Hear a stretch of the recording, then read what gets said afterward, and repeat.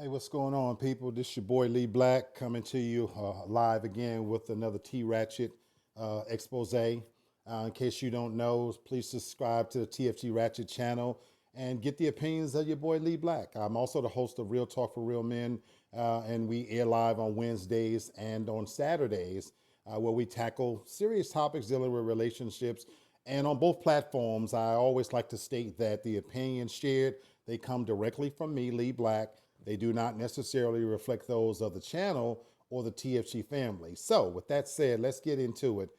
This situation with Monique and her son, Shalon, I guess that's how you pronounce it, and her current husband, Sydney, it went from being funny as far as messy and tacky to starting to borderline now to be sad to me because we all like a good fuckery and foolishness story. You know, look, we're not rich, we're not famous. And so when shit starts to play out in real time in front of us, it's juicy, it's gossip. And, you know, who's not there for that? You know, the franchise Beverly Hills Housewives wouldn't be what it is if it wasn't for the fact that we like to tune in and see famous and rich people go through messy shit.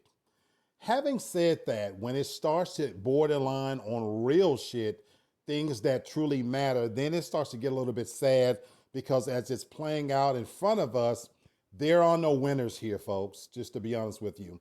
What started as a sit down interview with Monique on Shannon Sharp's show, it went viral and he's becoming famous for that. That's all fine and well. She covered a wide range of topics, and one of which was her family.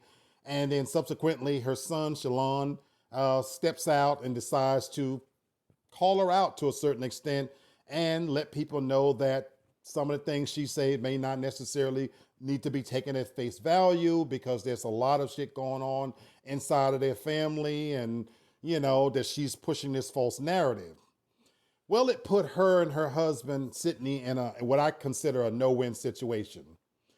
If you let what he says ride, then it's going to build on its own because people are here for to take her down. She has a lot of natural enemies, and she has about as 50% of people who want to believe her, and there's just as many people who want to believe that she's this loud black woman that's always creating a problem, this, that, and the other.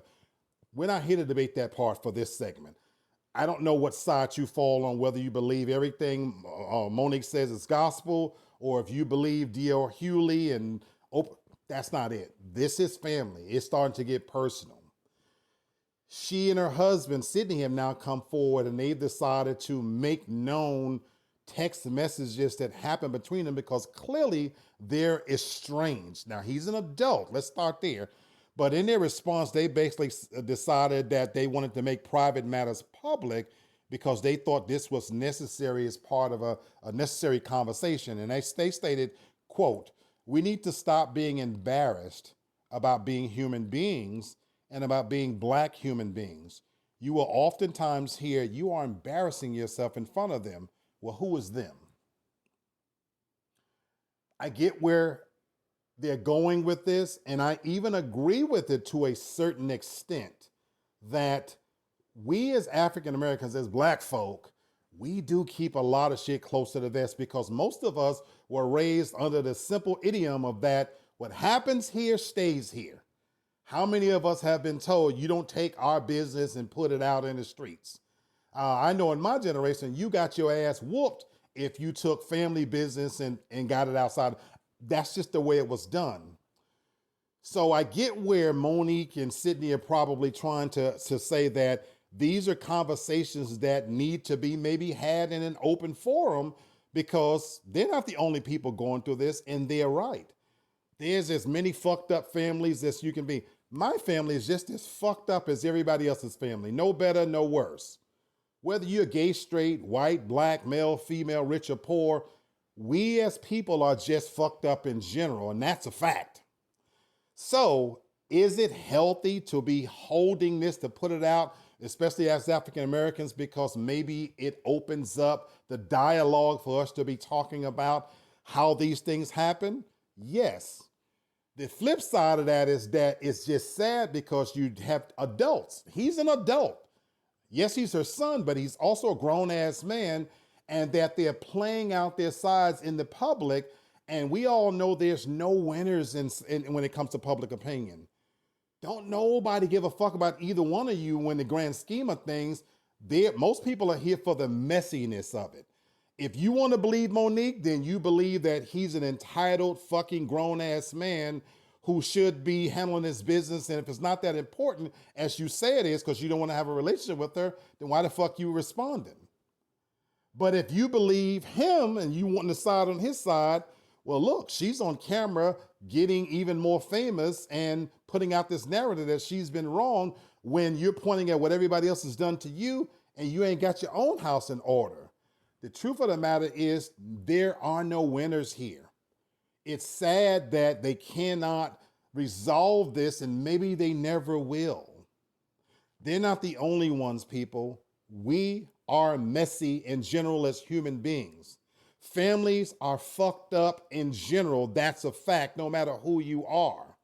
That this is playing out in full, wide spectrum for all of us to digest, it's sad. It's borderline cruel because I don't know if he has mental issues or not. Looking at him, he looked like he definitely got some shit that's wrong with him, like he's probably been riding on a short bus, but I don't know that for a fact. Having said that, her fucking elevator don't probably always go to all the way to the top either, calling a grown-ass man daddy and some shit like that too.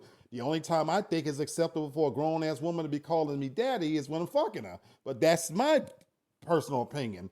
So look, folks, I hope they get this together. I hope this story dies down some because there are no winners here. Monique, Shalon, get in a room and make a decision. Don't play this shit out in public.